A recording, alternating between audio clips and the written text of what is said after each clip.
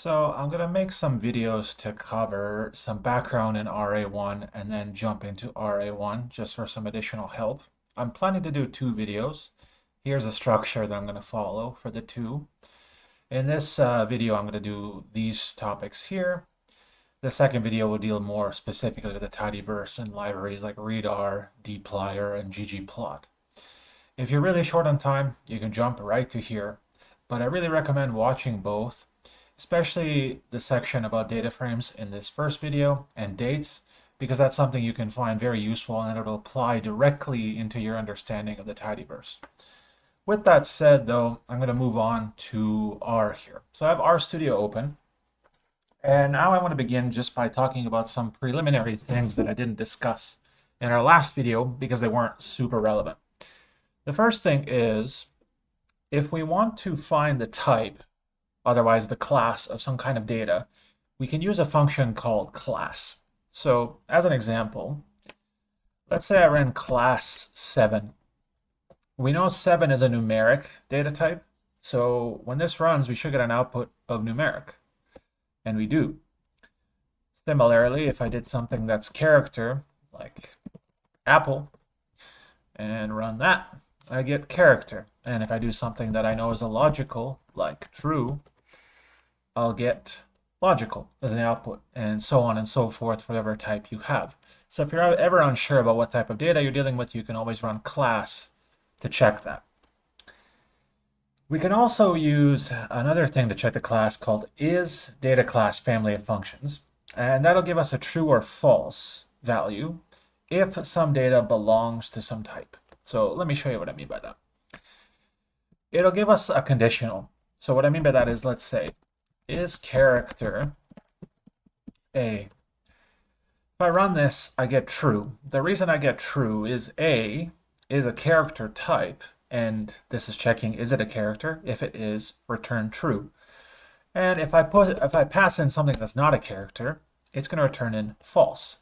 So we can use this to check if something is of a specific type or not. We won't really be doing it so much for character and numeric, but one thing that we'll use a lot is isNA, which is used to check for missing or unknown values. So if we try isNA1, I get false, but if I try isNA and I put in NA, of course, I get true. NA stands for not available, and it's what R uses to indicate missing or undefined data. So I'll just make a note of that. NA is used to indicate missing or undefined data. That's R's representation of it. How does NA occur, though? How might this occur? Well, there's a couple of potential situations you might think about it occurring. The first is that we can fail to collect some sort of data if it's too difficult to do it. Like, for example, during inclement weather, we can't do a turning movement count, and so we lose that day of data. We could also have errors when we're collecting or transcribing data. We might jot down something that looks like a 2, but it's actually a 5 or something, and then we can't read it, and we can't input it into our computer, and so we have missing data. If you think about something like a survey, for example, we could have non-responses to certain questions, which will just be blank responses, which is missing values. And then the fourth thing, and this is something that we might encounter quite a bit, is data importing issues. We're going to see that if we import data from something like a CSV or Excel, and we have blank cells, when we put it into R, often it'll default to NA because it doesn't know how to handle this, so it'll just say it's a missing value. Why do NAs matter, though? Why am I talking about this? Well, the first thing is it creates issues with a lot of R functions. A good example is mean, right? The mean function gives us the average of some set of numbers. So if I did mean, let's say 5.35973, and I run this, I get the mean no problem, 5.3. But if one of these values was NA, let's say because of one of those reasons I mentioned earlier, the entire thing evaluates to NA. And so we get an output that we don't expect. And if we don't account for NAs, we won't get what we're supposed to get. And this could cascade into a future issue if we expect this to return a number when it's not. The other thing to think about from a statistical point of view is if we have NAs, it means that our sample size is smaller. It means we have less experimental data. And what that means is it can make our conclusions less reliable, and it can even preclude some test statistics that we can use for hypothesis tests, like Z, for example. Z requires a certain sample size, in order for us to reasonably assume it's normal. If we don't have that size because of missing data, then we can't use the Z statistic. We might have used something like T, for example. So we can use isNA to check for that. And just so you know, we can do stuff like not isNA, I believe, to go do the opposite. And so we'll see in a later video how that will become useful when we're dealing with more types of data. Let me quickly clear the console. We can also do something, we can also change types. And we use this through the as class of data family of functions. And in R, we call changing types coercion. So what I mean by that is we can take something that's represented as a number and turn it into some text, or something that's represented as text and turn it into a number. But we have to be careful there, because sometimes that doesn't work out. So let me show you with an example. Let's say I had a number like 777, but it's written as text, and I want to work with it as a number. I can do this. As numeric, and that's the character 777. And if we look at the output, it looks numeric, and we can actually use our new knowledge of the class function to check, is it numeric, right? We can wrap this in. This function will return something, return a value that we pass into this outer class function. And we get numeric instead of character, which means it works. But what do you think would happen if I do this? As numeric apple, NA. And I got a warning, NA is introduced by coercion. So what does that mean? Well, what R is telling us is that apple is not a valid number that R can coerce into a numeric, right? There's no way that it can take that and turn it into a number. And so because it can't coerce it, it just defaults to spitting out NA and warning us, hey, we got an NA because I couldn't convert this into a number. And you can imagine that we can do any sort of number of conversions like this, and I'll show you a few later on, but that's something to keep in mind. You might find it useful, for example, if, let's say, you get some data about grades like this. So I'll build a vector. Let's say the grades come in as characters. Like, let's say one assignment you have 85.5, the other one you have 87.5, third one you have 43.4, and the fifth one you have 57.5, and I want to find the average grade. If I try to do, that, well, first I have to put in my environment, but then if I try to do the mean of that, I get NA because argument is not a numeric or logical, right? It's a character. But if I do this, mean as numeric grades, that works. And I get my average grade of 63.47. So that's something to keep in mind that you might find useful, especially as we deal with more data. Now I want to cover a new data type called factor.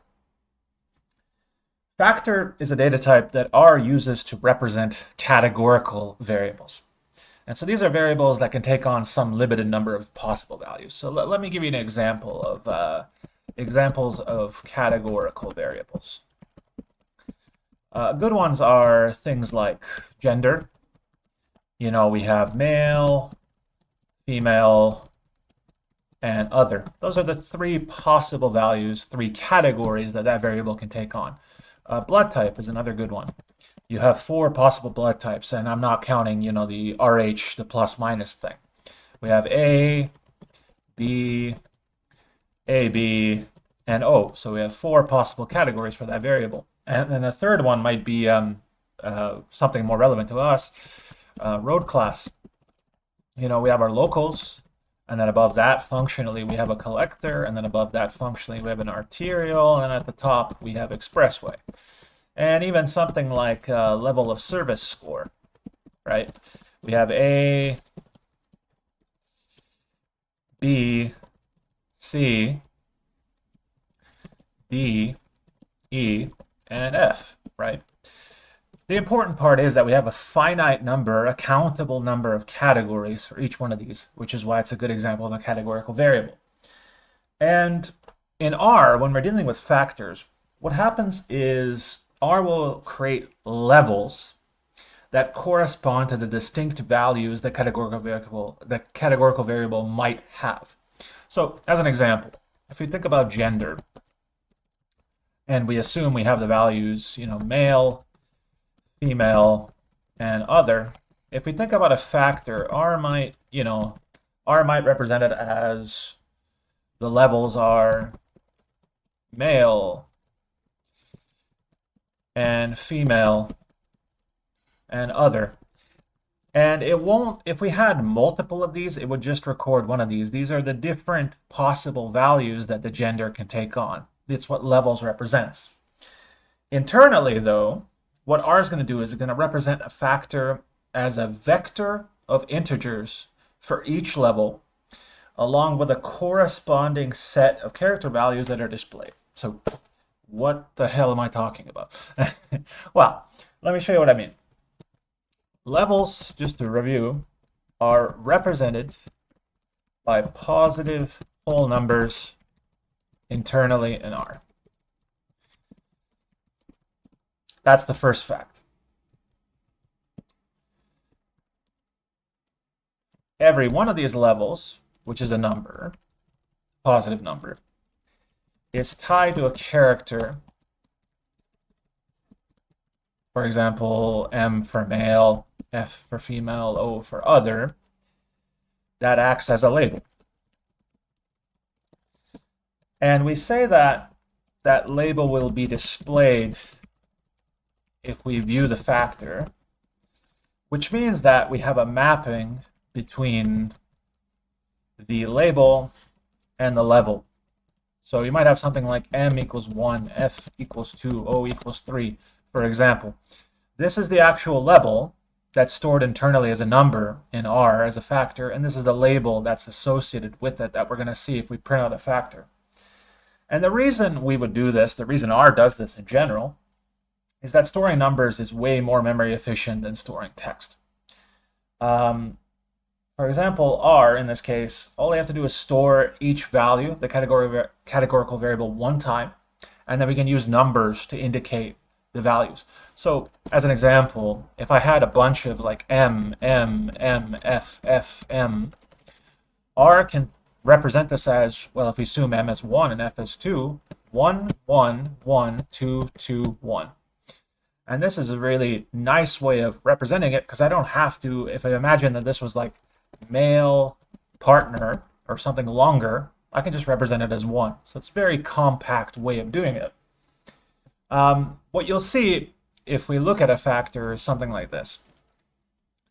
Factor with 3 levels, F, M, O, 2, 1, 3. And so the way that we're supposed to read this is this overall structure for a gender factor. We have 3 levels for the 3 possible values of our gender, female, male, and other, which I've abbreviated as F, M, and O.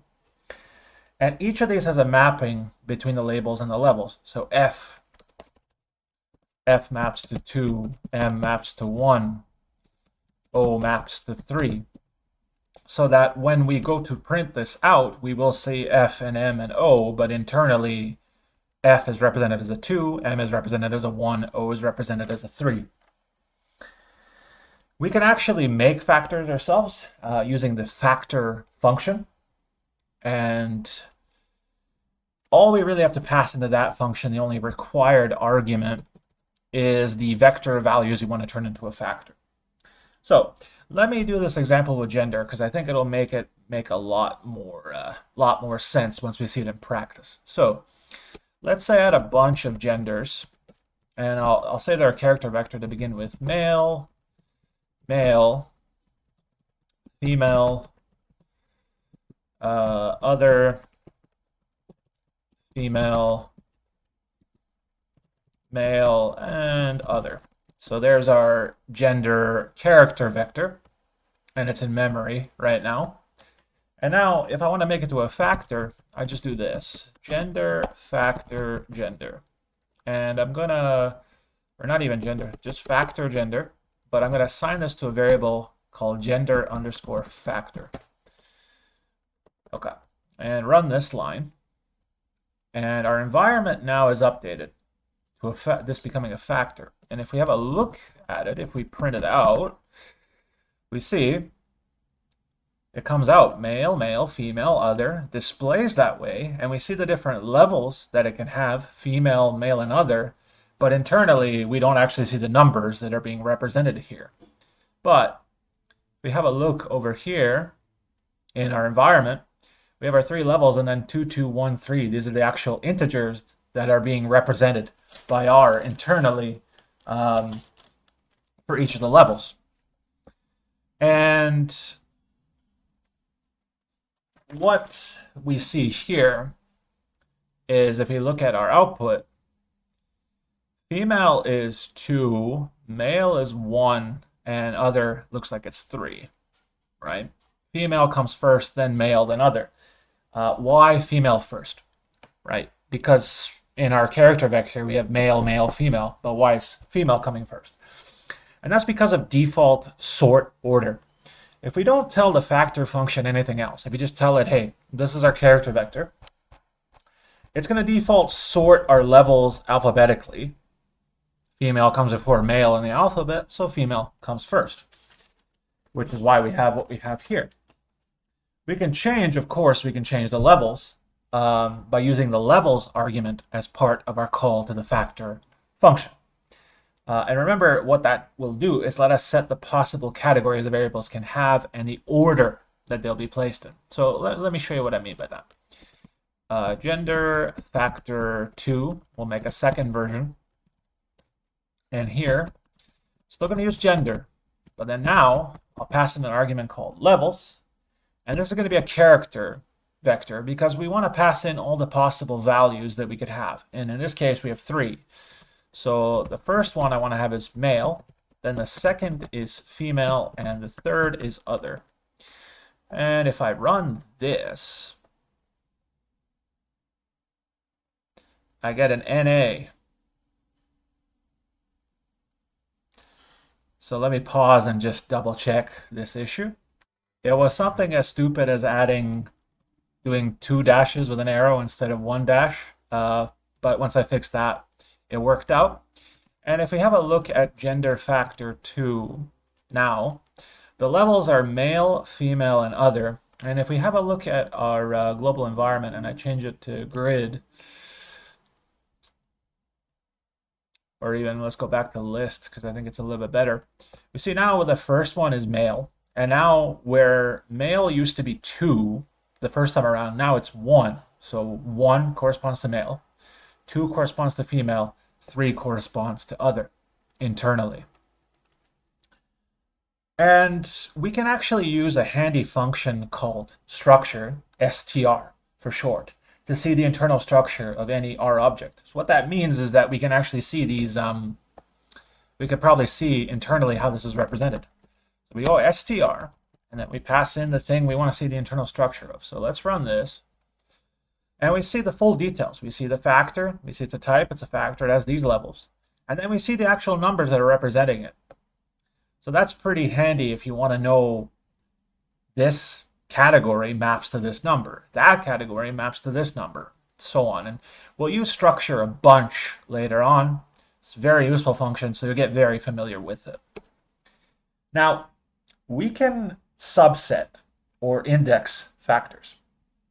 So what I mean by that is we can take out elements from them. So take our second factor. Let's say I take out index 1. So that means give me the first element. I get the first element, which is male, which makes sense because that's that. I can get the first 3 elements if I want. Male, male, female. Can do a bunch of things like that. Positional indexing, like we covered in the last video. And we can also do logical indexing, where we pass in a condition. So as an example, let's return only those where the gender is other. And there we go. Just get those two. So maybe if we wanted to see how many we have, for example, in the total factor, we might run that condition. And that's something we can always do. We can also do math on factors. Now, this can be a bit of a weird thing because if you think about it, a factor represents a categorical variable, something that's nominal or ordinal. So does it really make sense to do math in it? Maybe not necessarily, but it could depending on what we want to do. For example, the problem I'm going to set up is this. Let's say that I had a factor of movie ratings of different levels. Let's say, to make it easy, good, bad, average. And I want to find the overall average rating. How can I do that? We know it's a categorical thing, so we can't just do mean on it. That won't work. So what's our solution? Well, one thing we have to remember is internally a factor's levels are integers that correspond to the categories of our variable, right? And that means we can coerce it into a numeric form, and then do mean on it. Let me show you what I mean by that. As numeric gender factor. Look at this. When we run this, we will get the actual numbers associated with each level. These are values that correspond to the different levels. In the case of gender factor 2, for example, we know that that 1 means male, that 2 means female, that 3 means other. But these are numeric now, which means I can do math on it. I can do means, I can do variance, I can do square roots. Again, we have to be careful about what we're doing here, but let me show you this example. Let's say we had ratings, and you have a bunch of ratings. Bad, bad, good, average, average, bad, good, good, good. Okay, for example. That's ratings as a character vector. Then we can do ratings factor to turn it into a factor. And in this case, I'm going to pass in levels and see we have three different values that our levels could take on. So we're going to pass in a character vector of 3 values to correspond to the order and levels that we want. And in this case, let's say I want to have it be bad, then average, then good.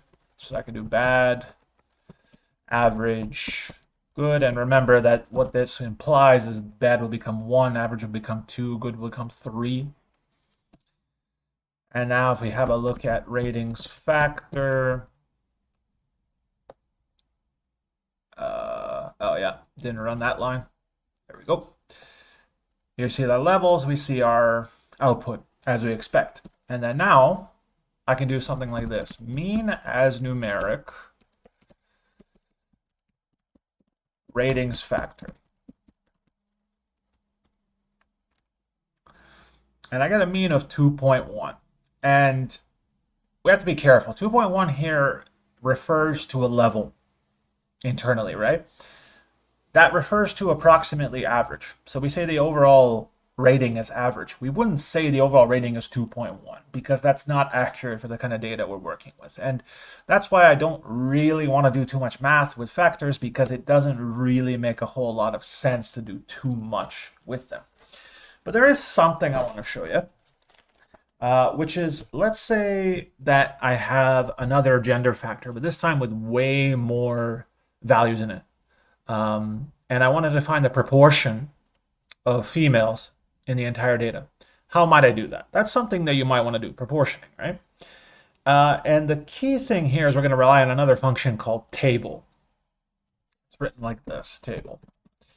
Table is a function that will build a frequency table for the factor we pass in. So what that means is it'll show us the number of occurrences for every level of our categorical variable, and then we can use that to calculate proportions. So for this, I'm going to rely on an external data set. Sorry, not an external data set, a built-in data set from R called letters.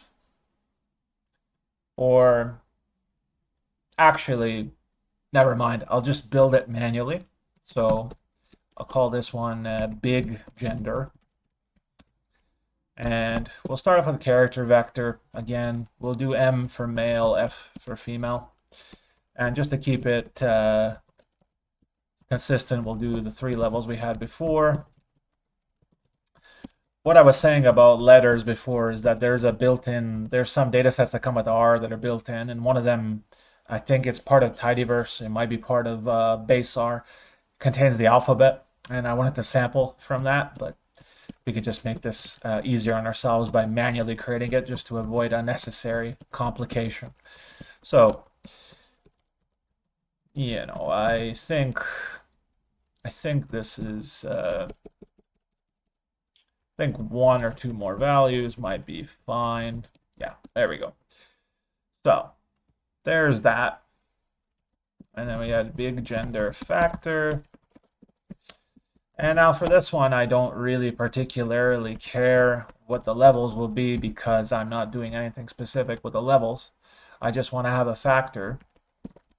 And so before I run this, try to predict what the levels should be and why. And then run it, and then I'll run it, and you'll see if you're correct. Did you predict that the level should be F, then M, then O? If so, great job. It's because it's default sort order, as we mentioned earlier. Now, let's say we have all these.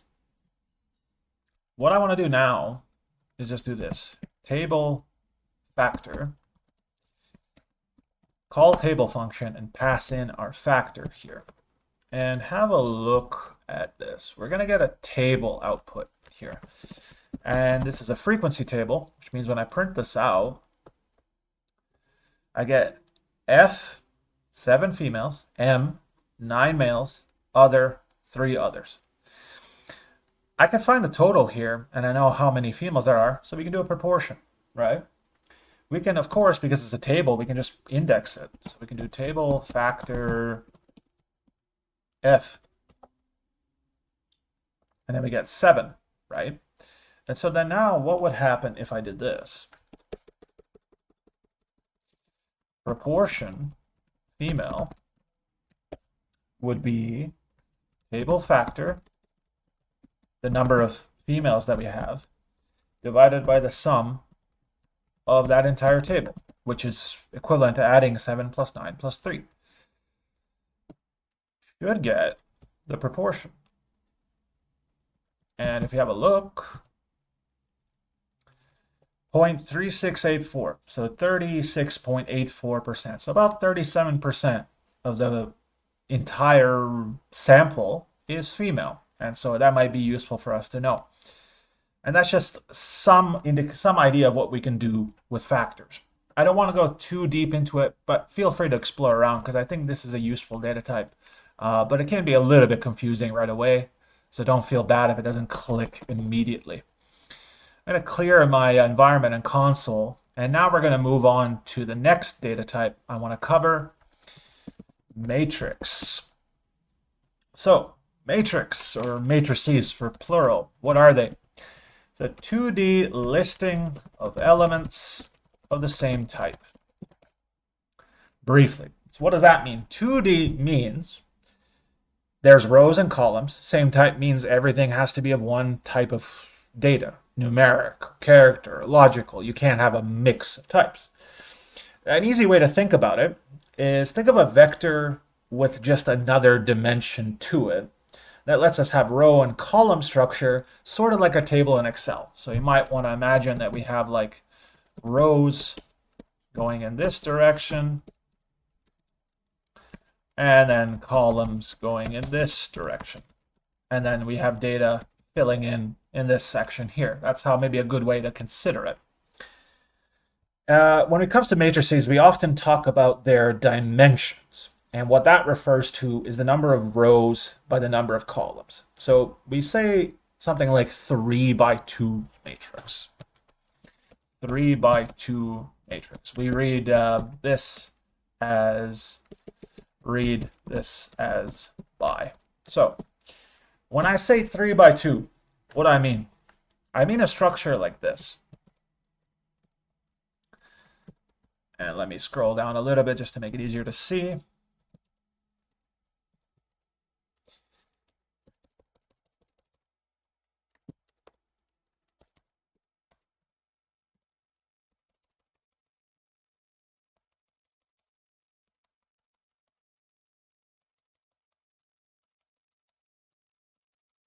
So when I say 3 by 2, I mean this. And if we look at it, there's a couple things to notice. First, all the data that we have here is of a type. I haven't indicated it properly, but everything that we're storing here is a character, right? A letter in this case.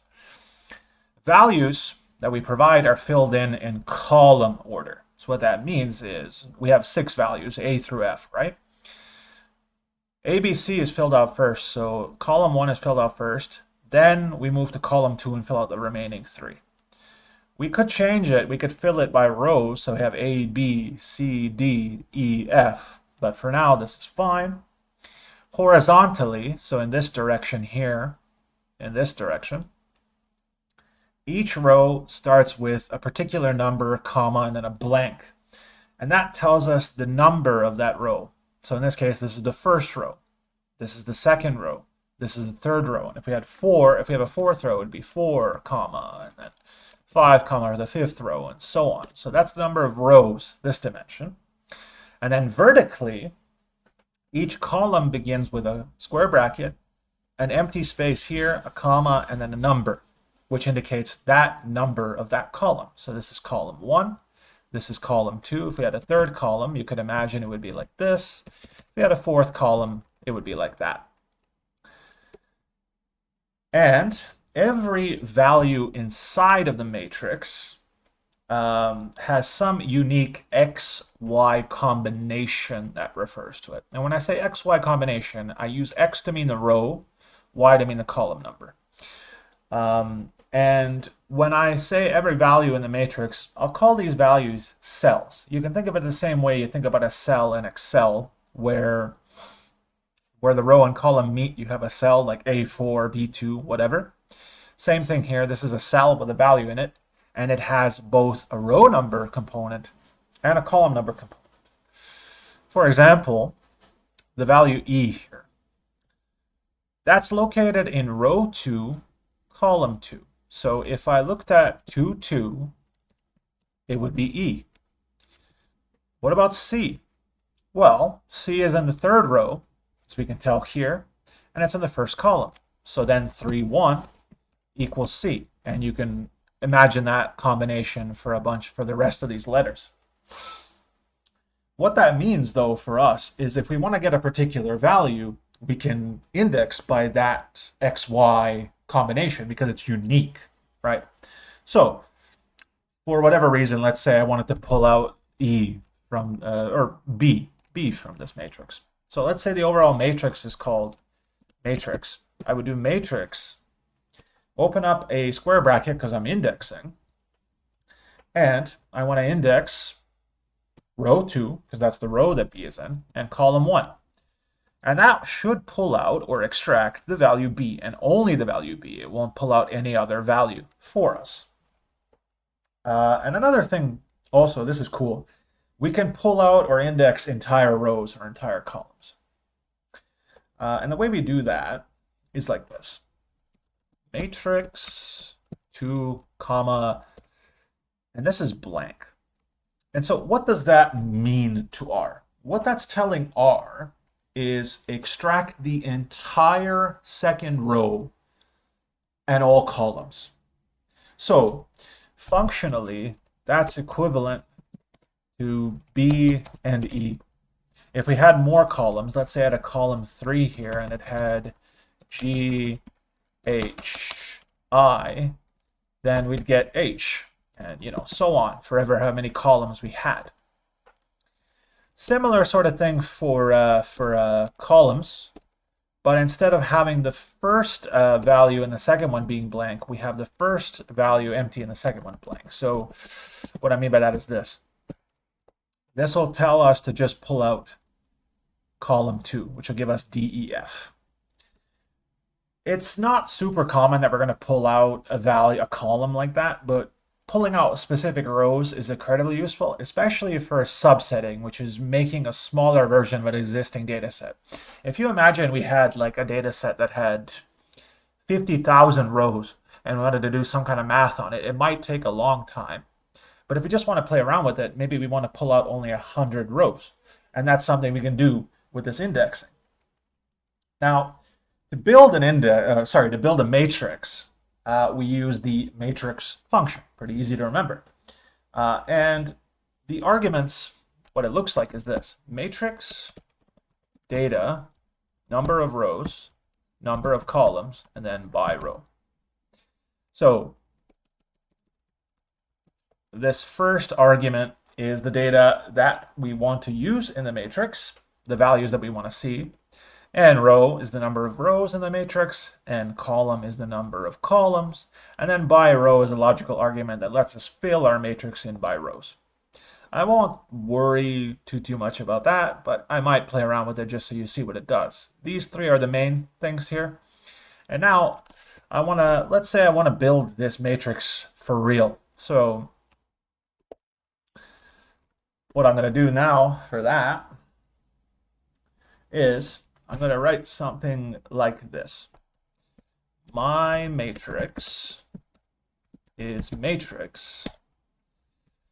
And we're going to do the values A, B, C, D, E, and F.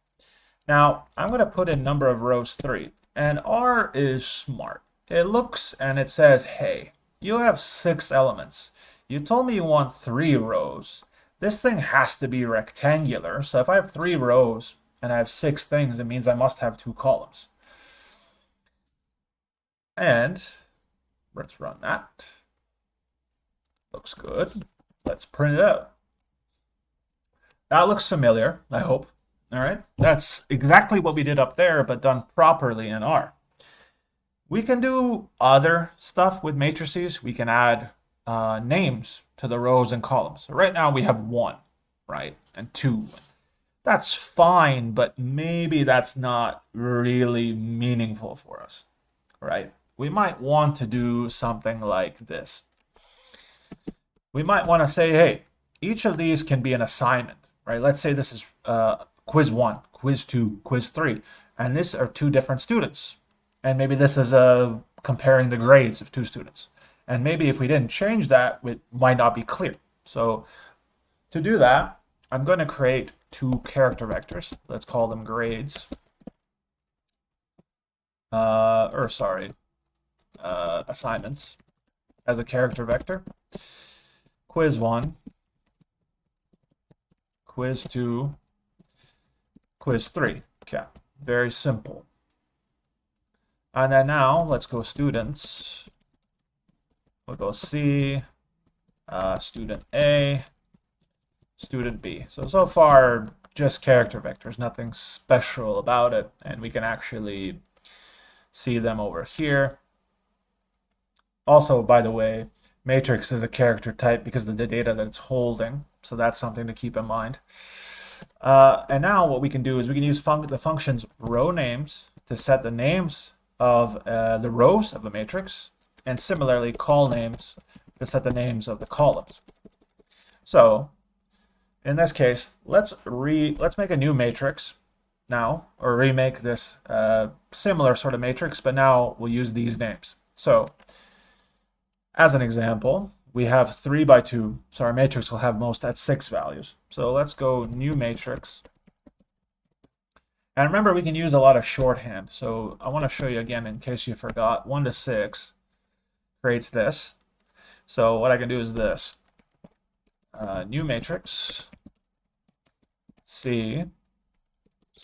matrix, 1 to 6, rather than using C again.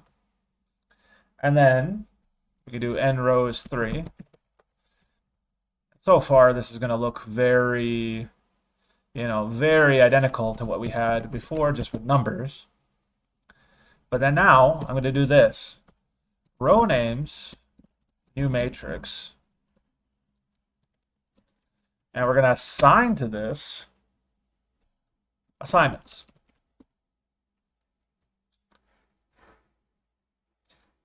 and doesn't really look like much changed. But let's look at new matrix again.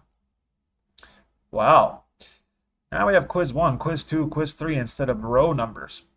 And similarly, we can do call names, new matrix, and assign this to students.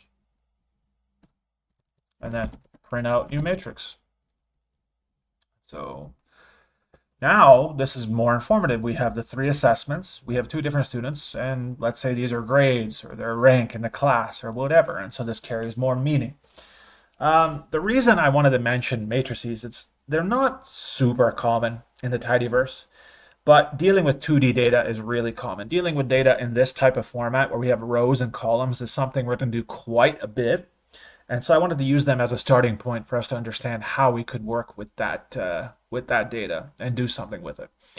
I want to show you quickly before I move on from matrices this idea of subsetting, right? So I'm going to make a new matrix. It's not going to be named, and I'm going to make it bigger. I'm going to make it 5 by 5. So my new matrix. It's a matrix, and you know what? Let's go even 10 by 10, just to really show you something here. So if we have a look at my new matrix, this is a 10 by 10 matrix with the numbers 1 through 100.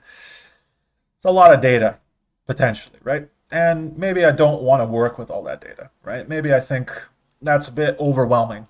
Maybe I only want to work with the first 5 rows of data. So what I can do then is subset it and assign it to a new variable. And when I subset it or pull out a smaller version of it, it's still going to return it as a matrix of the same type as the subset, as the one that we pulling the data from.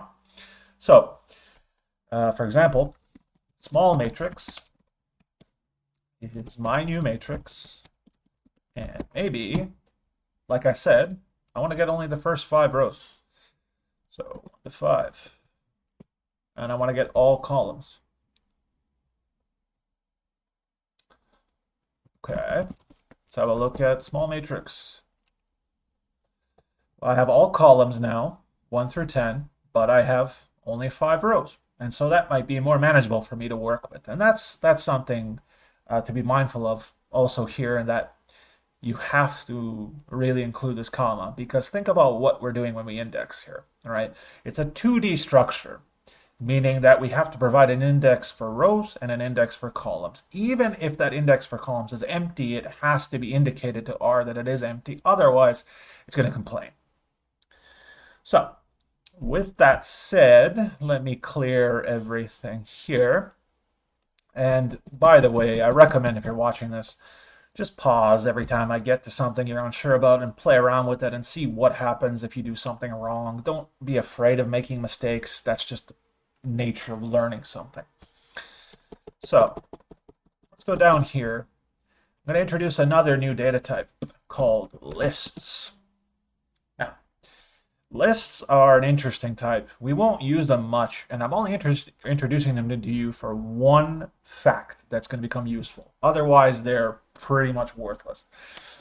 But lists in general, what they do is they hold many types of data,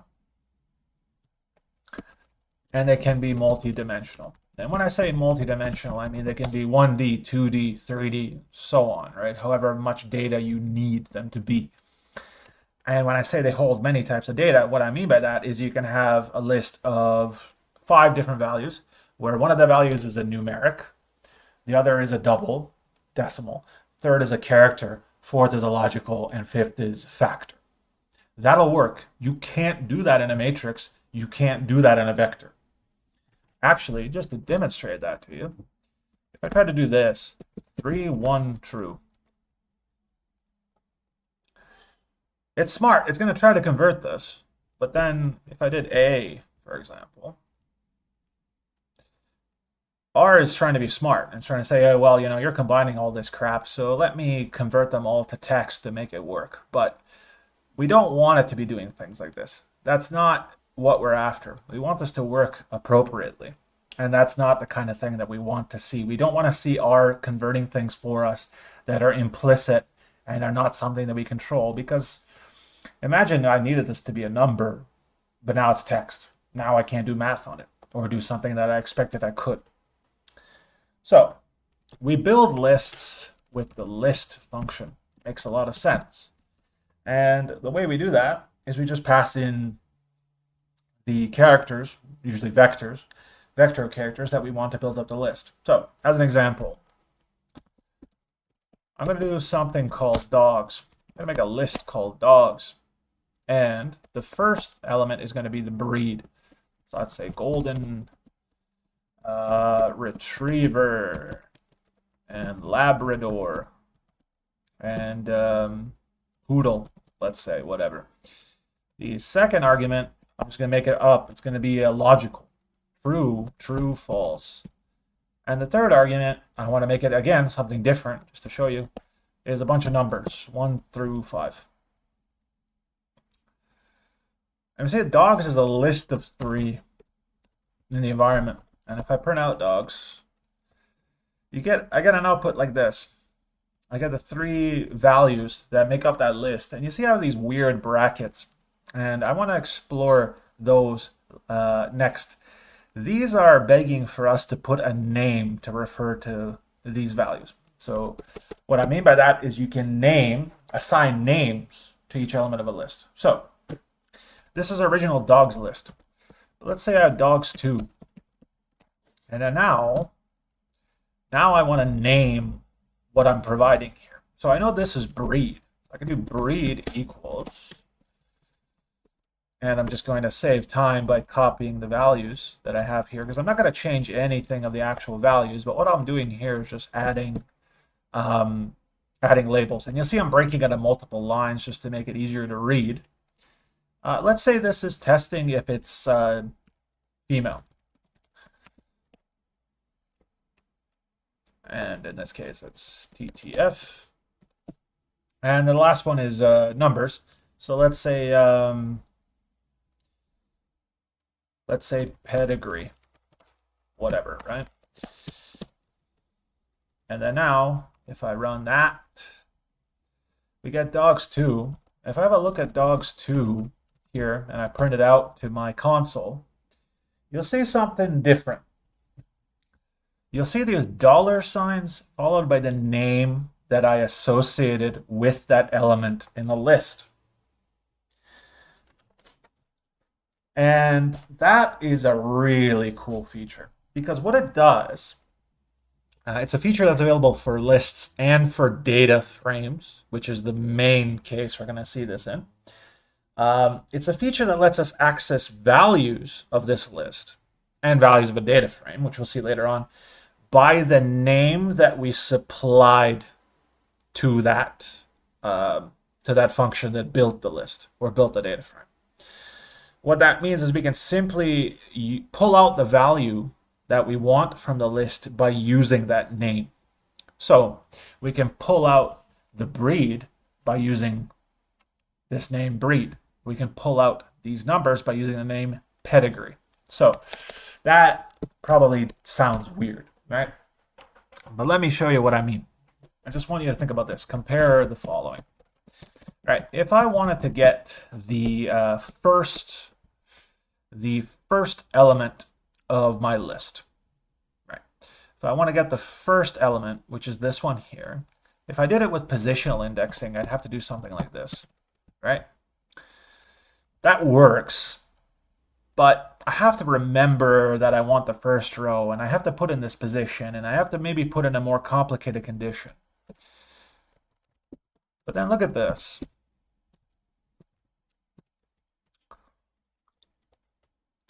Well, that gives me the exact same output, but now I'm doing it in a much more readable way, in a much simpler way. I just access it by name, and so when I'm looking at it, it's much more understandable, because I know here it's like, what am I pulling out? What does 1 refer to? What is that row? Where's that item in the list? But here I know, oh, from this dogs list, I'm pulling out the breed, so this should return the breed. It's much more self-explanatory. It's also a really nice way of retrieving a lot of information quickly. right? You can imagine if we had a long name for something. Let's say one column had a name like, um, number of species of blah, blah, blah, blah. That might be a case where this is not super useful, but in general, this is a very helpful way of getting information. And of course, because this returns a vector, we can just do whatever we would with that type of vector. So we can assign it, we can do summary stats on it, things like that. This is going to come really in handy when we're dealing with data frames. For now, it might not sound like the most useful thing ever, but keep it in mind because that's something we're going to need for dealing with data frames. And speaking of data frames, that's our next topic. And this is a big topic. This is probably the topic of the video. Data frames. So, what are they? It's a tabular data structure. What does that mean? It means it's a data structure that's similar to a spreadsheet. It's a 2D data structure, so it's like a matrix, meaning it has row and columns, right? But unlike a matrix, data frames can contain a lot of different data types, a mixture of data types, in fact. And this is by far the most commonly used data structure for storing the data that we're going to work with in the tidyverse. And so I want to cover them in a lot of detail because we're going to be seeing them over and over again. Now, because they are a 2D data structure and they can contain mixed data, you might be wondering, well, okay, how are they? How's that work? How are they organized? Generally speaking, in a data frame, rows correspond to observations of some experimental unit, while columns correspond to distinct, measured, or recorded variables for that particular experimental unit or subject. So let me show you what I mean with a kind of simple-ish example. This is something that we might see in Excel. Let's say accident data, right? Let's say I had a column called location, a column called date, a column called time, and then let's say a column called impact type. And then we might say this is king at Maine or king at Dundurn, whatever. Doesn't matter. The date, let's say, is January 1st, 2011. Let's say the time is 4:40 p.m. And let's say this is a angle collision. So here, this is a single observation that we've recorded, let's say, for an example, from a police report. So this is a single observation, a single incident, a single collision. And these are the variables for that observation in the columns. We have the location variable. Where did it occur? The date, when, specific, what day, the time of day, the type of impact. These are all different variables that are recorded for that one observation. So that's kind of the structure of data frames. Another way, if you want to think about it, if that's not super clear, is that essentially data frames, and let me just pause quickly. Sorry, let me continue. Data frames are a combination of vectors that represent columns, where each of the vectors will have its own data type, like numeric, or factor, or double, or whatever. But the data types can vary between the vectors. So going back to this example, location is a factor, right? King of Dundurn is a character, right? And you can imagine it's a categorical variable that might have a certain number of values, so we can treat it as a factor. Date is a date type. Time is a time type. Impact type is a character or a factor, depending when you talk about it. It could say, cost of injury. And let's say that's, 3.5 million. We could say that that's a numeric type. So we have different types, but they're all contained in the same structure. That's what I'm referring to. Some people you'll see when you're reading around, they'll call this rectangular data or tidy data, and that's because every column has the same number of observations.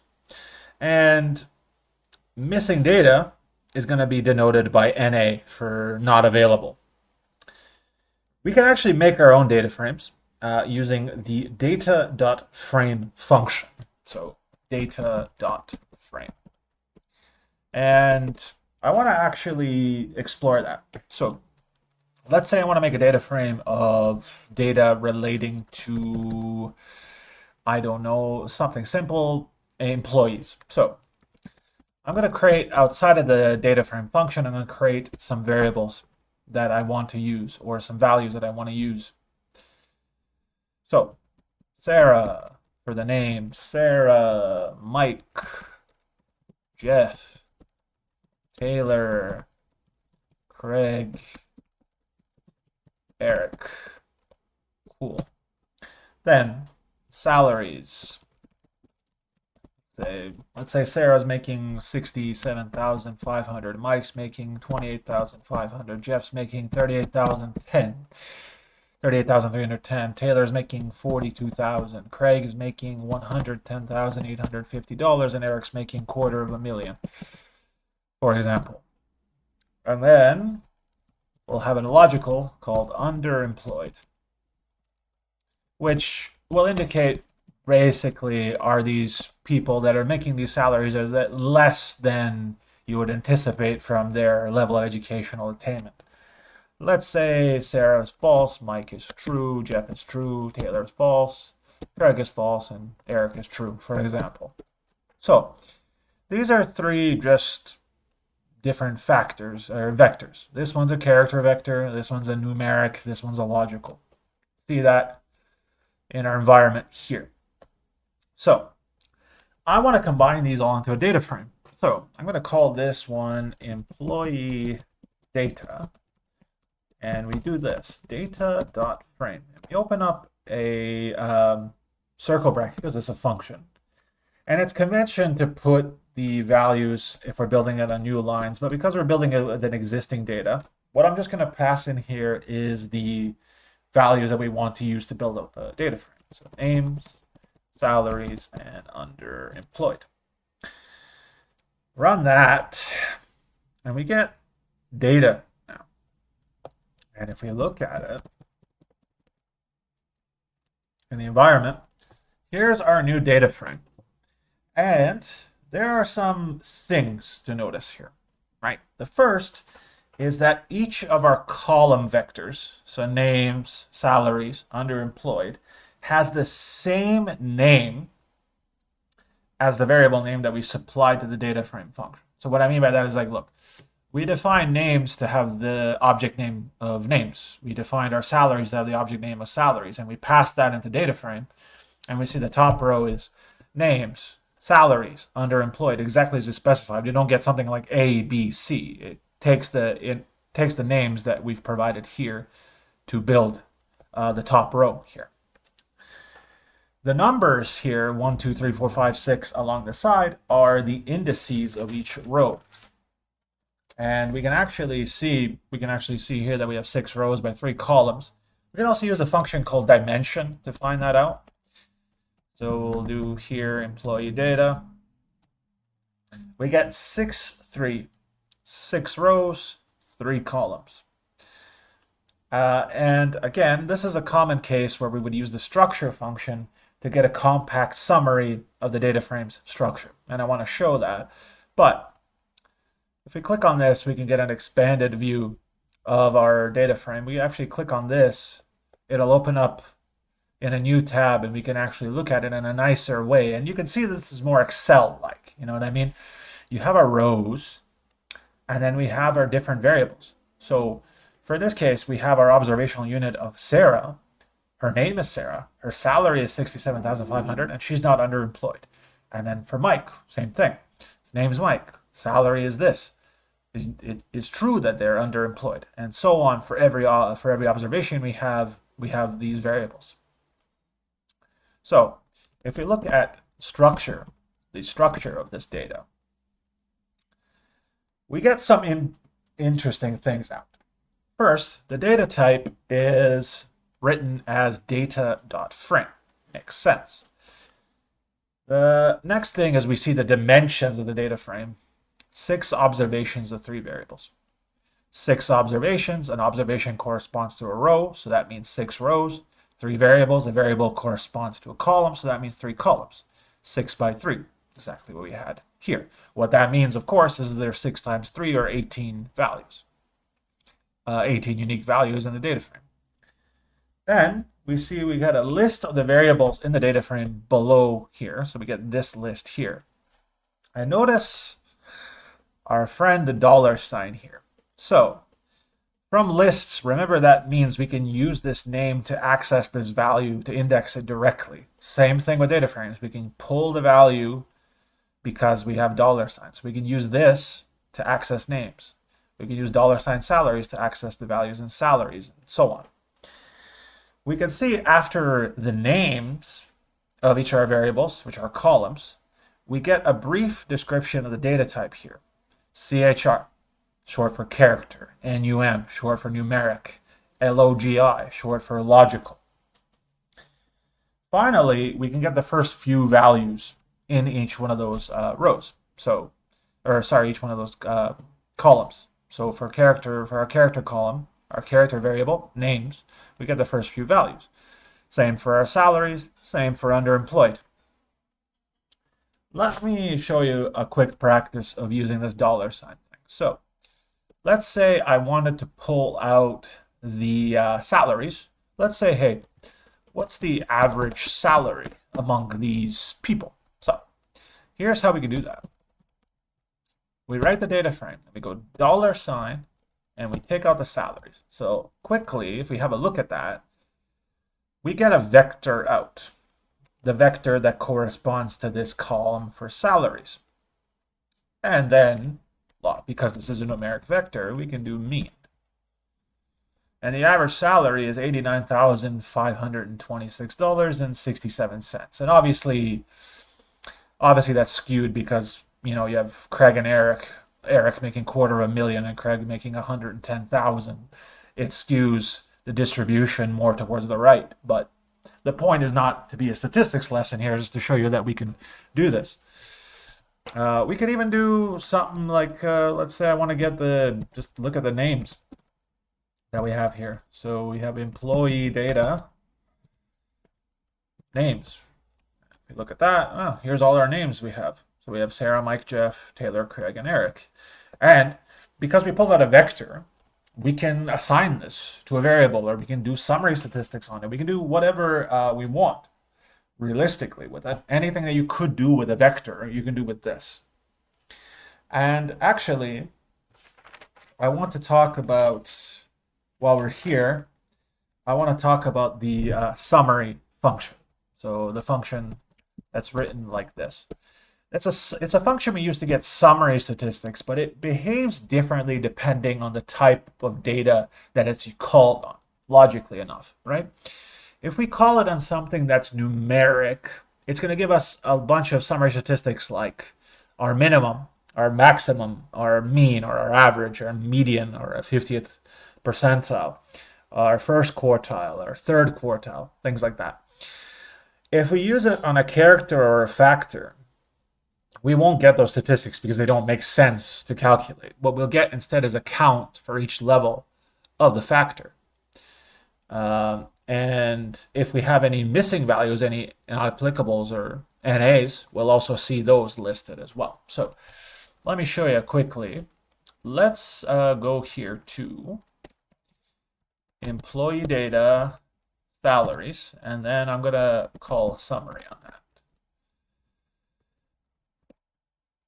And have a look at our console.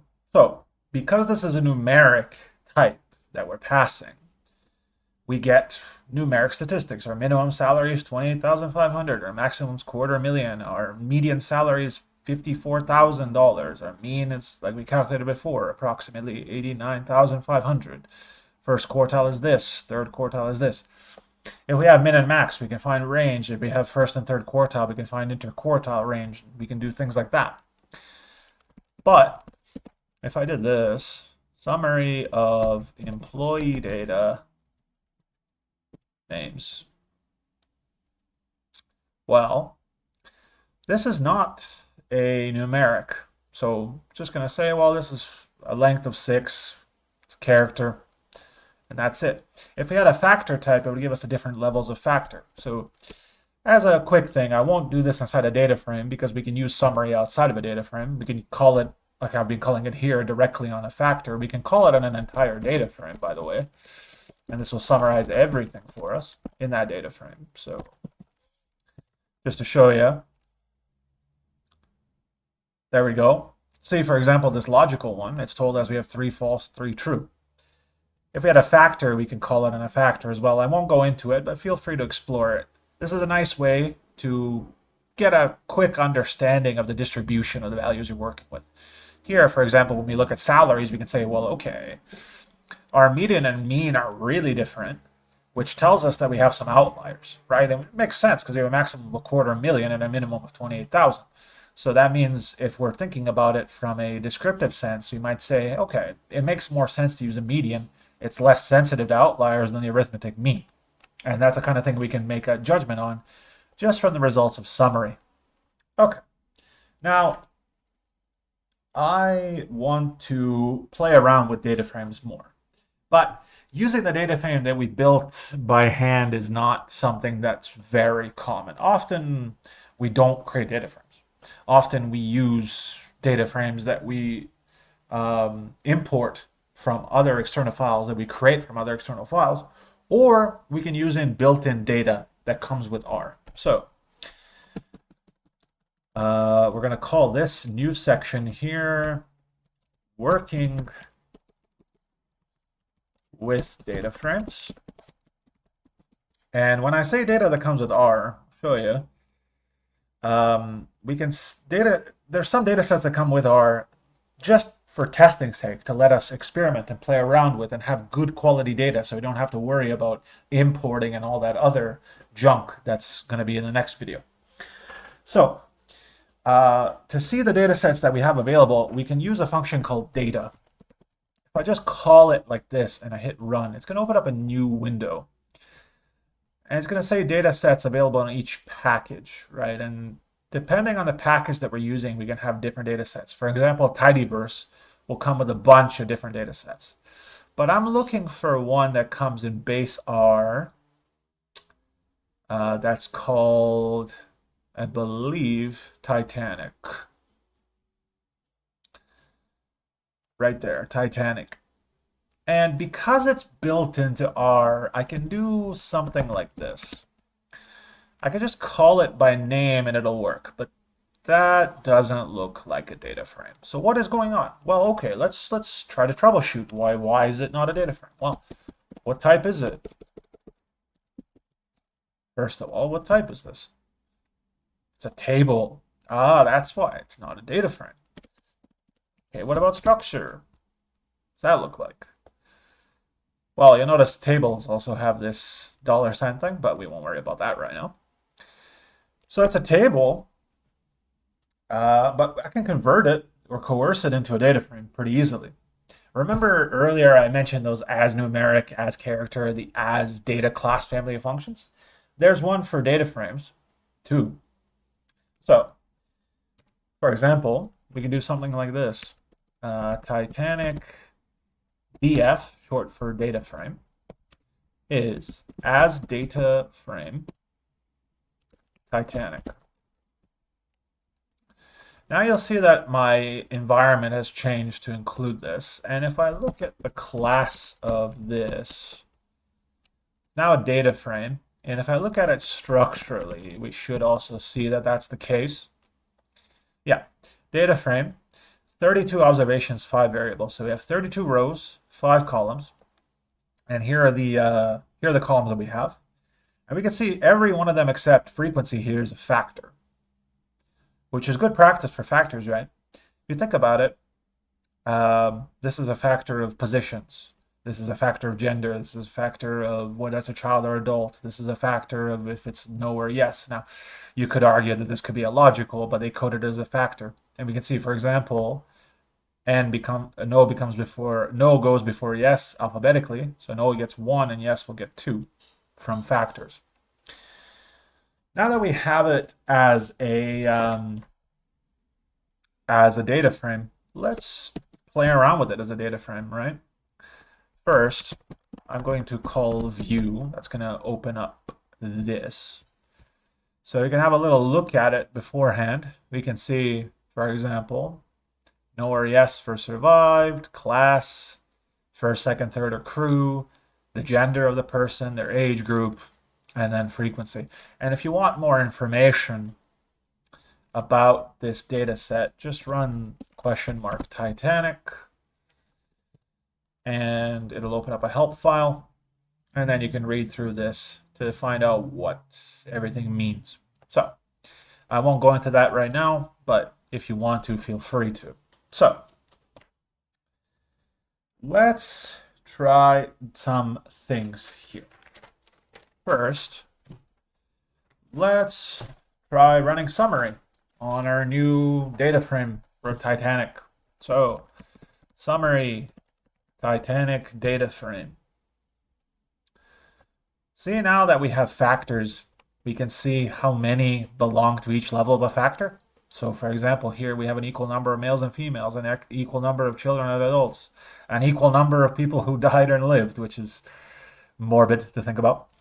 But frequency is numeric, so we get our minimum, our maximum, our median, our mean, our quartiles, all right? But these are all factors, so that's why we get this output. And so it's a good example of what factors do when we run summary on them. Like a matrix, since a data frame is two-dimensional, we can use multiple indices to retrieve specific values from it. So, just to show you what I mean, let's look at it again. So, let's say I wanted to pull out the value 35 from frequency here. So, that's in the third row, and it's in the frequency column, which is 1, 2, 3, 4, 5. So I could do this, and that works. But obviously, as we learned, we can also use names, right?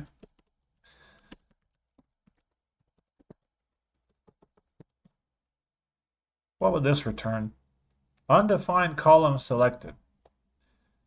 And that's an interesting thing to think about. Why does that fail? Think about why that would fail. The reason that would fail, this is a vector. So I'm trying to index by a vector. But this should work. Right? Does work, but not exactly useful. Of course, we can pull out specific columns like we did before with the $sign notation. And it works just as fine. And like matrices, we can also get entire rows or columns, the same way we did with the matrix, by just passing in a value for whatever rows we want and leaving the columns blank, or the other way around, leaving the rows but the columns that we want. So here's an exercise problem, I guess we can try. Let's look at our data frame again. So let's say I only want to get the columns sex and age, and I only want to get the first 10 rows. So if I want to get the first 10 rows, and I only want to get the ones that are sex and age. Sex and age are columns 2 and 3. So I can do something like this. Subset test is Titanic DF 1 to 10 for the rows, so the first 10 rows. And then starting at row 2 to 3. And let's have a look at this. There we go. First 10 rows and only those 2 columns. So that could be something that we might find useful if we really want to do it. And you can imagine a lot more complicated ways of doing this. We can even do logical indexing. And this is something I want to review. This is something we learned in the last in the last set of videos dealing with RA0, but it's been a while since then and we might have forgot, so let's just review this. Logical indexing means that we provide a logical condition that we use to index some sort of data structure. So again, Titanic DF. And while I'm here, I'm going to mention a little handy function called head. Head, it will take in a data frame and it'll give us back by default the first 6 rows. So rather than seeing everything, we can see the first 6 rows, which is much more manageable. So let's say that I had 2 conditions that I wanted to satisfy. Let's say I want to get from this data set those individuals that are male and that survived. So the way that we would do this is we would write something like this. I'm indexing, and then the first condition is that they're male. So sex, male, and the second condition is that they survived, which, and then of course we have to put this comma. The reason we put the comma, of course, is because this is a condition that is going to apply row by row.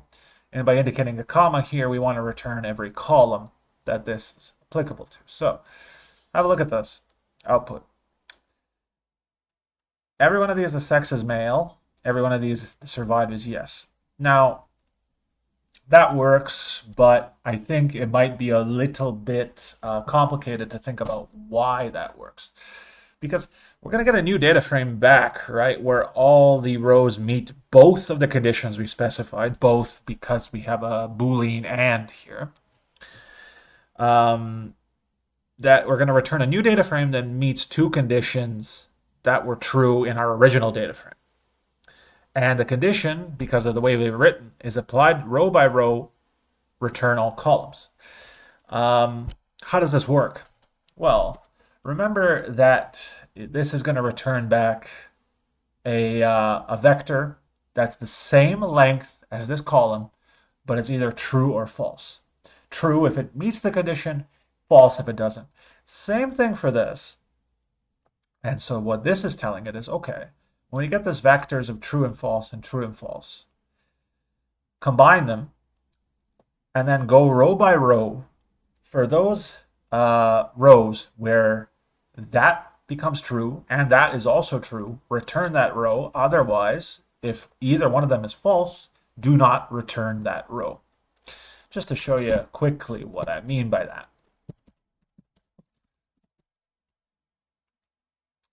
See that? It's going to return those that are true and it's going to remove those that are false. And this is the same length as our column sex. Just to show you that.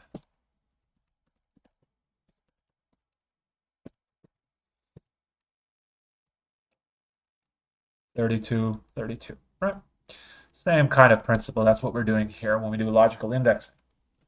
Now, maybe another thing you're wondering is, why did we have to do this? Why did we have to prepend the column name with the data frame name? You know, why can't we write this? Right? Why did we have to do Titanic data frame $ sex? Why can't we just do this? Why doesn't that work? And the reason there is because this name, sex or survived, those 2 names only exist in relation to that data frame. They do not exist in the environment otherwise, and they are tied to the data frame. So if we don't specify that they're tied to the data frame, R doesn't know where to look for them, and it's just going to give us an error. Just to show you that, yeah, it's not found, because where is this in the environment? But when we do this, it's saying, oh, in relation to this data frame, you're looking at this column vector by that name. Oh, I can find that, and then I can compute this condition and get that logical vector. When we're dealing with data frames, we can actually add new columns to them. And one of the common use cases for this is when we want to transform some existing column while still having a copy of it. left unchanged. So as an example, in our Titanic data frame here, let's say, for example, frequency is, I don't know, something that's in millions or something, and I want to divide it by a million. Now, let's say frequency, I want to just do something silly like multiply frequency by 2, but I don't want to change frequency because maybe I want to leave that untouched if I want to do something with it later on. We can just add a new column and do the math there and have that be populated with whatever we need. In order to do that, all we simply do is add the new column by name using the $sign notation, followed by the column name, and then bind that to a vector of values. So in general, what I mean by that is data frame, $sign, column name, values, right, in general. So let's try this. Let's do what I said. Let's multiply this by 2, whatever, right? So Titanic DF, double frequency. And then this, we'll just do Titanic DF frequency times 2. And this will work because remember that R is vectorized, meaning that operations will go element by element through a vector. So this will apply element by element to this and give us an output of the same length. And now, if I look at Titanic, and by the way, in head, it defaults to 6, but I can pass in a different number if I want.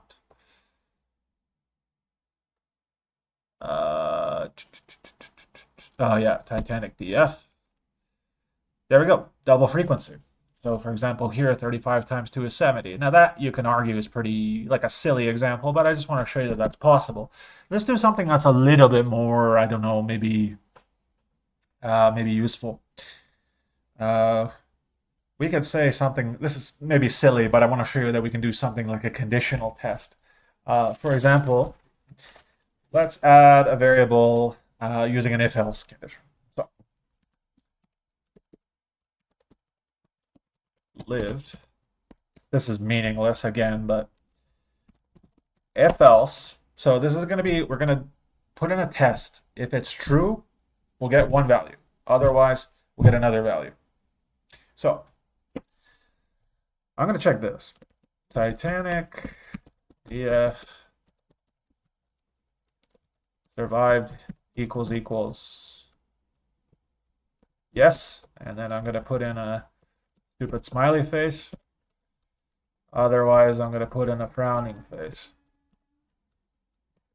And if we have a look at that, this is going to look really dumb, but I think it'll illustrate a point. So there we go. So we could do something like that. Now that's not terribly useful, but we've added 2 new columns without modifying the structure of the rest of the columns. And then, we can work with these, do whatever we want. And then later on, when we load in that Titanic data set, these will just disappear. These are just temporary in our given R session. Now, the next thing I want to cover, maybe one of the last things I want to cover with data frames is columns, these headers. Let's say I want to change my column names. I'm not too happy with them. Right? Something's wrong with them. Maybe they're not descriptive enough. Maybe they are not communicating what I want them to communicate, and I want to change them. How do I do it?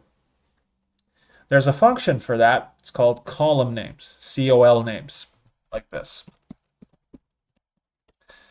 This function is used to retrieve or set the column names for a data frame. So by default, what it'll do is it'll give us back or return the existing column names as a character vector. So just to show you what I mean by that, this should give us back a character vector of the column names, right? And if we have a look at the class of this guy, character vector, right? So that's a character vector of all the column titles: class, sex, age, survive, so on. What this means is we can make a new character vector and provide it the call names to overwrite the existing column names. The only thing we have to be careful of here is that the length of our new column name vector should be the same as the original. Otherwise, we're going to introduce NAs. So let me show you. Let's say new column names. This is going to be a character vector. Let's say position, gender, kid or not, survive, frequency, 2x frequency, and lived or not. Okay, so this is just a character vector. But then now, if I do call names of this and assign it to new call names, and then if I go head, Titanic DF, well, that looks a little bit different now. That's exactly what we specified there. And so this is not super useful here because all our column names are nice. They're one word. They don't have any spaces, so they're easy to use. But you can imagine if we had a column name that had a space in it or something, it would be hard to work with. We can rename it and then make it a lot easier to operate with. So that's our little exploration into data frames. Feel free to explore more. Our next topic I want to move on to is dealing with dates. Not the romantic kind, the calendar kind. That's a stupid joke. So, dates. The best way that we can handle this is through a library called LubraDate, and that's part of tidyverse. So this is our kind of first introduction into the tidyverse. I want to show you though, before that, how do we do dates without any library, with just base R? And I'm going to clear my environment just to keep things nice and neat. So when we're dealing with dates and times, we have three different types, right? Three types. We have dates, the date type. So this is for like actual just dates. So something like June 11th, 2014 is a date. We have the time type, just specific for the time. So it might be like 16, 30, 45, which is a 24-hour notation for 4:30 p.m. approximately. And then we have a date time, which is a combination of the both. So you might have something like August 7th, 2011 at 12:38:40 time. Obviously, this is the most information, but can be complicated. And in general, I'll make a note of this. Always use the simplest data type we can. If we only care about date, don't use date time. You're just adding an unnecessary complication that you have to deal with. That's just going to make your code harder to run, harder to fix. So let me show you some things that we can do here. When we have dates, we typically store them as characters, right? If you think about it, like you might have a date like, like this, August 1st, 2018, right? That's just a character. But that's not a date type. Obviously, that's just a character type. We want to convert that into a date type so that R can understand it as a date. Because, for example, if we want to plot a time series, we need a date. We don't want a character.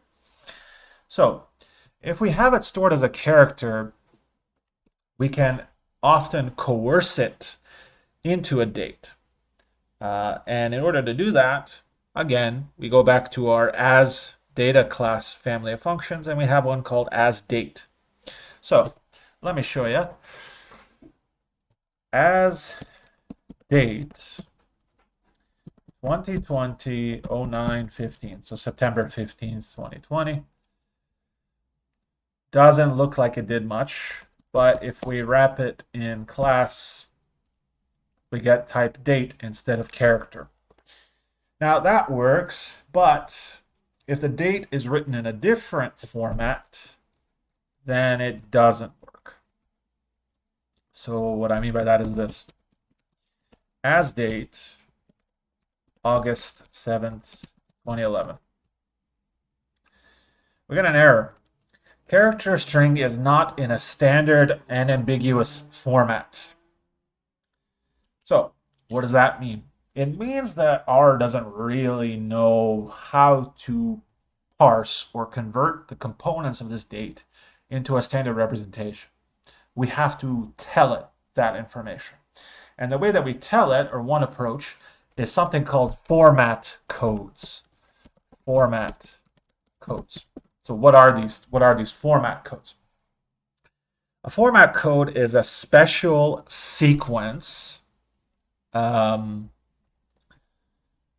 where is a special sequence of characters where every part of that sequence represents a different component of the date. So one part would be for the year, one part would be for the month, one part would be for the day.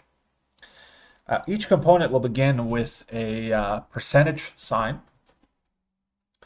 And when we're doing this, the most important thing to keep in mind is our format code has to exactly match the format of our character that we provide. So what do I mean by that?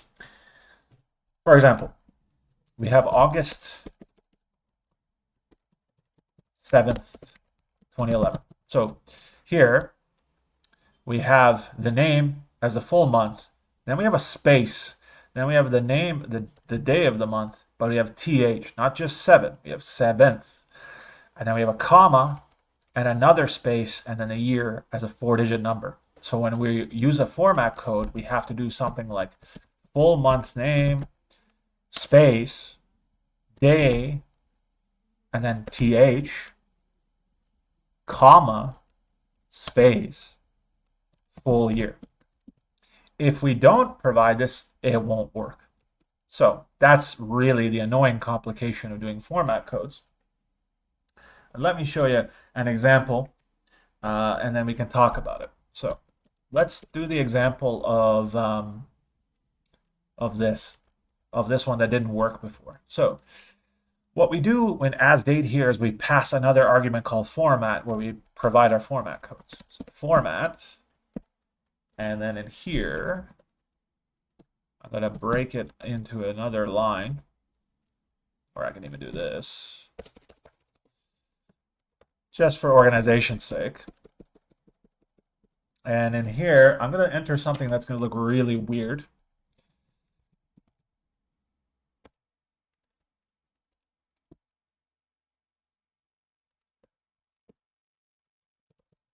And I'm not even 100% sure this will work, but let's try it. Yeah, it worked. Now, you're looking at this and you're probably thinking the same thing I thought when I saw it. What is going on here? What does any of this garbage mean, right? So let me explain this briefly. When it comes to format codes, %B, that means the full month as text. So, for example, March or August, that indicates that that's the format code for the month. What that means is if we had a something like MAR or something like 09, would not match, but it would match the full name. Okay, so that's the first component. The second component is D. D is %D is the day of month as a number between 01 and 31. So this works because we have 7. And we notice we added TH literally to match the 7th here. If this was 3RD, we'd have to make this RD. Also notice that we have a space right here to match this exact space. Look, if I did this, this should fail. It does work out, but really it is better practice to exactly match the format. And then finally, %Y in this thing tells it that we want the year as 4 digits. So it'll match 2011, but not, something like 24 or 98 or whatever, right? And again, if we exclude any of these or mess up the order, it shouldn't work. So as an example, maybe I'll try a year here and that there, and this should fail. right? Yeah, NA. So that's something to be really mindful of. Here's another example, just to kind of give you another perspective. As date, and in this case, they have July 7, 24. Okay. Now, I'm going to pass in another format here. And this is going to be %B /%D %Y. And if we run that, we get the output we'd expect. And what's happening here is this. %B corresponds to the abbreviated month. So in this case, JUL instead of, July. Or, for example, APR versus April.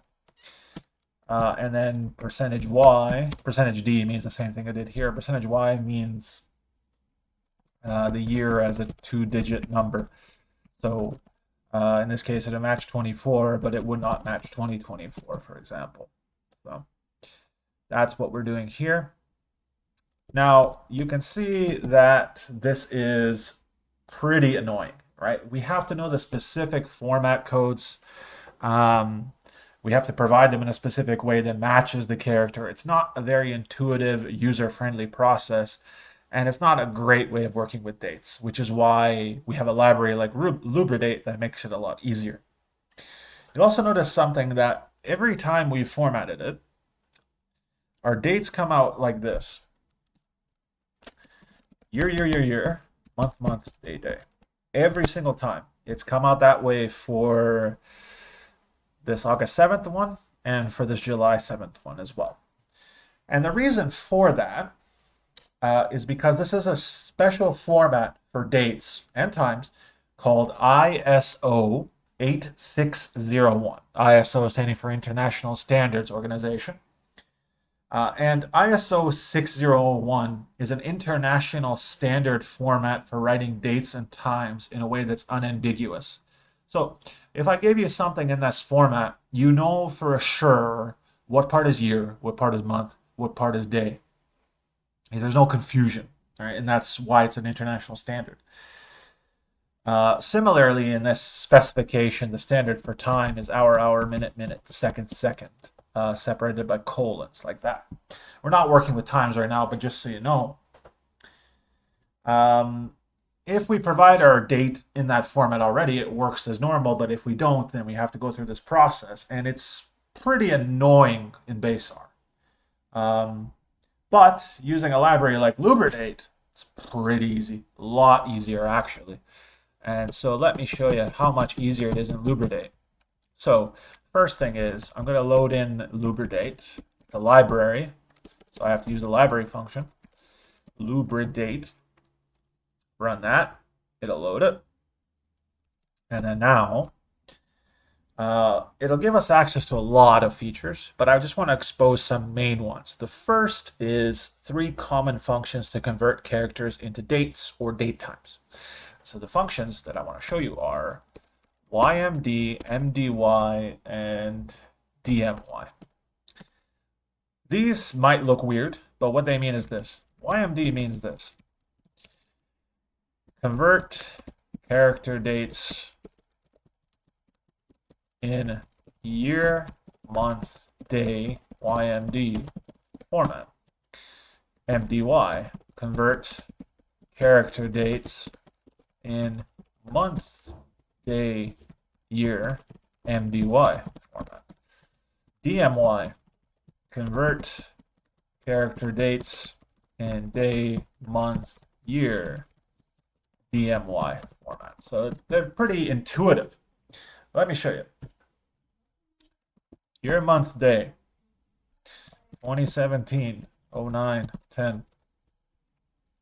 Done. Didn't have to put any format codes.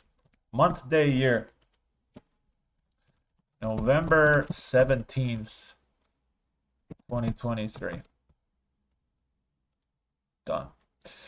Day, month, year.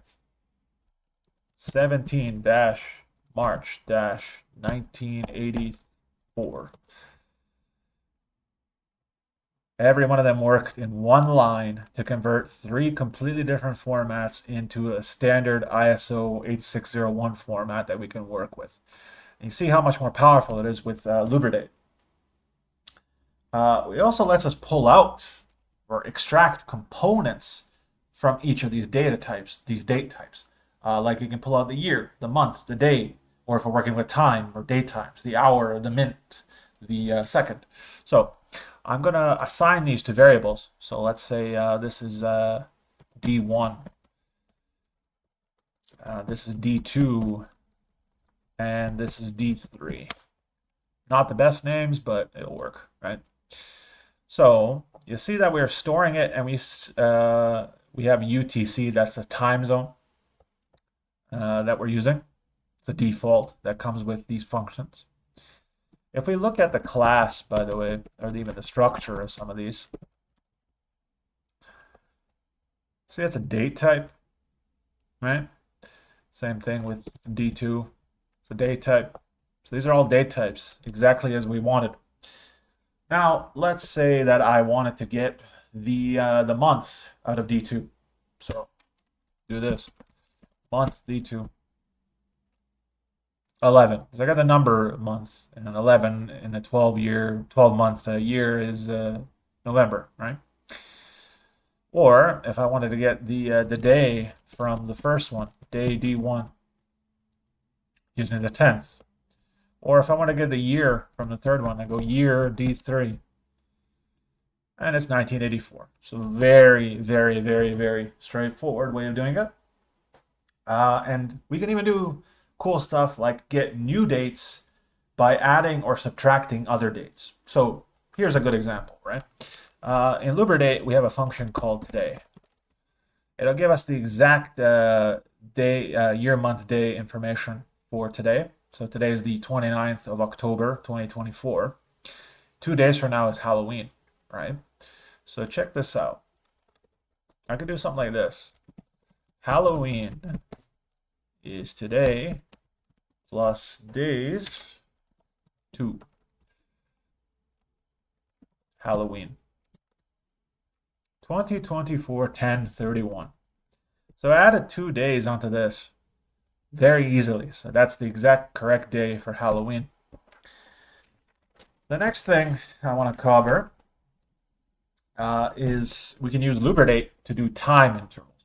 So time intervals between dates, that is. So as an example, say time intervals.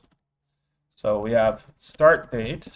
Let's say that is YMD New Year's 2023. And let's say end date is YMD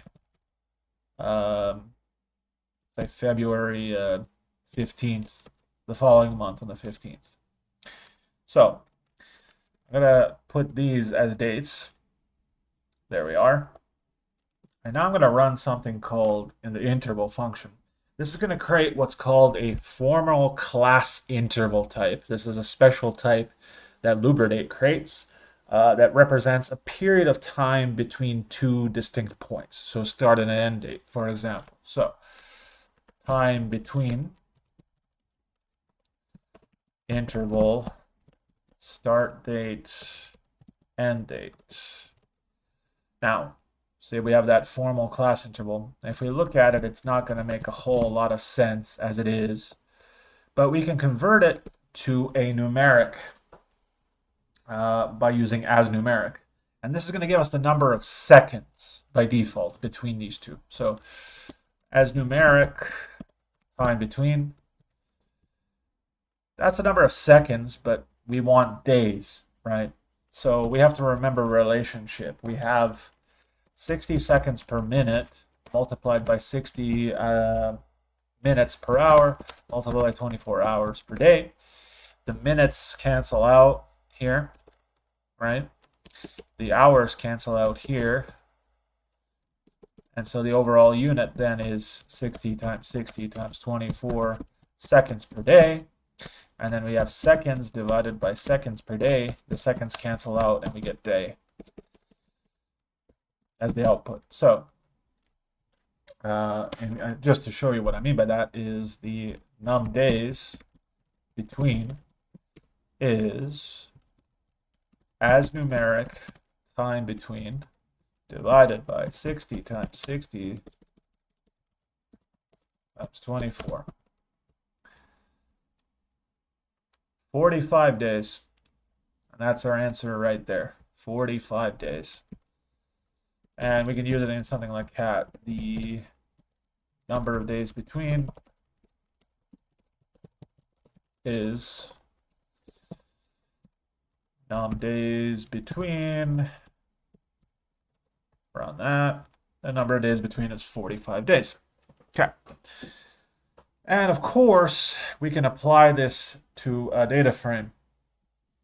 So let's say, for example, that in a data frame we had a column of dates. So let's make another sample data frame. I'll use df, shortcut for data frame, and I'll build one directly here. I'll just make one column here because I'm a little bit lazy. Date, chr, and then we go C.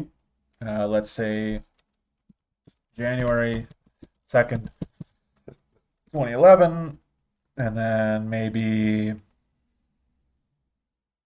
February, March 9th, 2020, and the third one maybe April 6th, 2024. Okay, let's say, whatever. And then now if we look at this data frame that we've created, there we are. If we view it, very simple. It's just 3 observations of one category, of one variable, which is our date variable, as a character right now. And we know that that's going to be interpreted as a character, right? If we do structure df, right? It's a character type, right? But what we can do is we can simply do this. df date character and reassign it. In this case, we have month, day, year, so mdy df date character. Run that again, and then now if we go structure df, it's now a date type, and so that's how we can use lubridate to do this.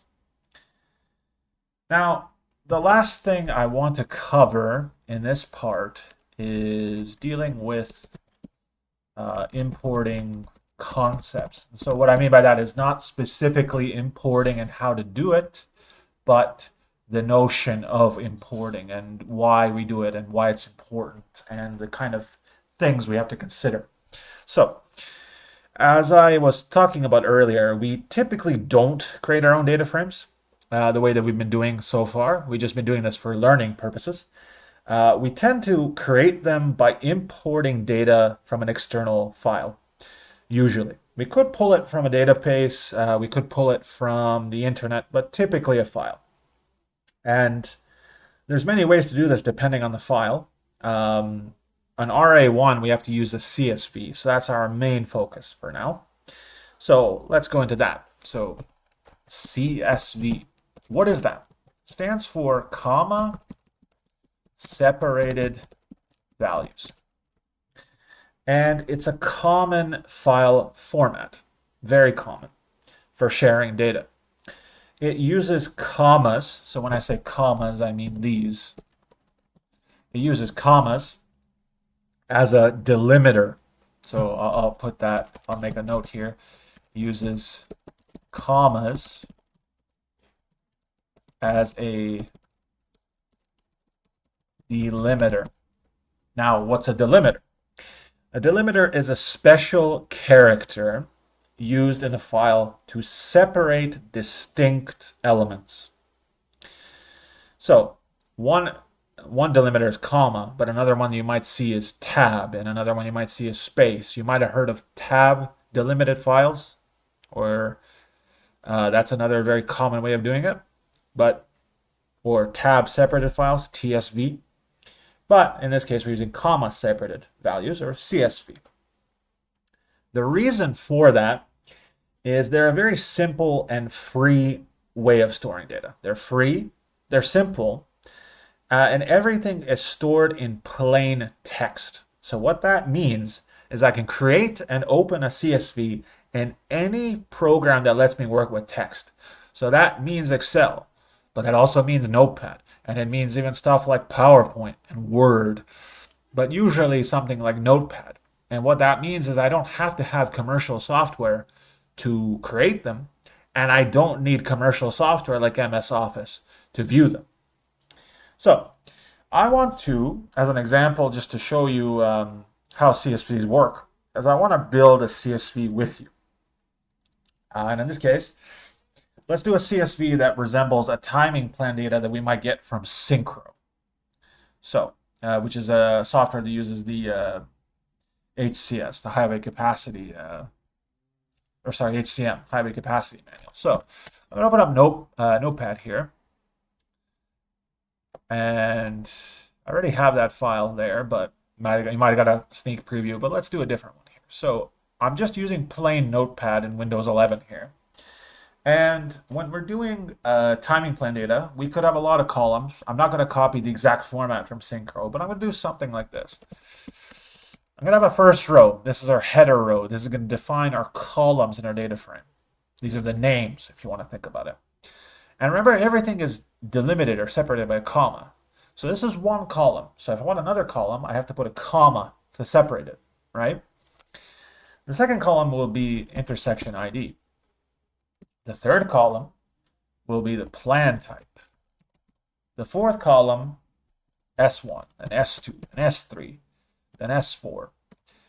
And finally, CL and auth. So this is not perfectly representative, but what I'm doing here, this is location is the name of that signal. Intersection ID is the ID number. Plan types to tell us what type of timing plan we're dealing with, AM, peak, midday, PM, things like that. S1 through S4 stand for splits. So these are the splits of the different phases that we have. Excuse me. And remember, when we're dealing with splits, they all should add up to the cycle length in a particular ring. And we're going to assume, let's say, dual ring concurrent. CL is the cycle length. OFF is the offset. So let's say I had, I don't know, new at Rossmore. Okay. And let's say the ID is 38. Plan type is AM peak. Let's say this is 0, this is 60, this is 0, this is 40. Cycle length is 60 plus 40 is 100. Offset, let's say, is 35. And then we'll copy that row down. And again, just so we're clear, these commas separate columns. So these are all values in the location column. This is one observation. This is the second observation. For the variable location, this is one value. Then we do a comma. Now these 38s are for the different variable intersection ID. Let's change this to PM peak. And then now maybe this is 80. And this is, let's say, 60. And then that gives me an overall cycle length of 140. And let's say the offset is 71, right? For example. So we've created, this is what a CSV would look like. And maybe let me zoom in a little bit just so that's clearer. So that's what a CSV would look like. We have our header row where every column is separated by a comma. Then we have our observations here. And a comma is delimiting or separating the different values that we have. So this is for the value for location. This is the value for ID. This is the value for plan type. This is the value for split 1, split 2, split 3, split 4, cycle length, and offset for that observation. This is the first observation. That's the second observation. So with that, that marks the end of this first part of, or this first video. In the second video, we're going to learn how to pull data like the CSV into R and work with it in the context of the tidyverse library. So looking forward to seeing you in that video.